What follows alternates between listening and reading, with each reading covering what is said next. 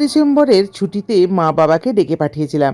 আমি যেতে পারছিলাম না মেয়ের পরীক্ষার জন্য, তাই মা বাবা এসেছিল। আর মা আসা মানেই রান্নাঘরে ঢুকবে। আর মায়ের হাতে মাঝে মাঝে টুকটাক খাবার খেতেও বেশ ভালো লাগে। তারপর প্রতিদিন আমরা রোদে বসে বেশ জমিয়ে টিফিনটা খেতাম। তারপর এলো দারোয়া মেলার উদ্বোধনের দিন। আজ আমি 18 বছর কাঁথিতে আছি, কিন্তু মা কোনোদিনই দারোয়া মেলা দেখেনি। তাই বললাম, মা এবার যখন আছো চলো যাই, দুজনে মিলে দারোয়া মেলা দেখে আসি। এই দিন ছিল উদ্বোধন, তাই দোকান খুব একটা বসেনি, আর ছিল প্রচণ্ড ভিড়। মায়ের মনে চিন্তা যে কি করে বেরিয়ে আবার বাড়ি পৌঁছাবো। বারবার বলছি যে ঠিক পৌঁছে যাব, কিন্তু মায়ের মন যে চিন্তায় ভরে গেছে। আর এই যে দুটো ফুল গাছ কিনেছি, এইগুলোকে নিয়ে যাব। এদিকে কাঁচের দোকানগুলো মেন আকর্ষণ থাকে মেলাতে আমার। তো এই কাঁচের দোকানগুলো খুব একটা বসেনি।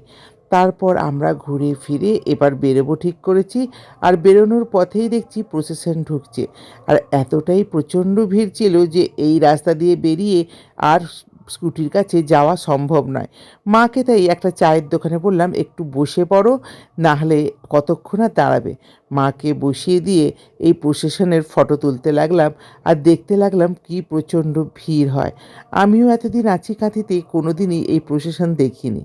তারপর আমরা চলে গেলাম সেন্ট্রালে, একটু চা খেলাম মা মেয়েতে, তারপর ফিরলাম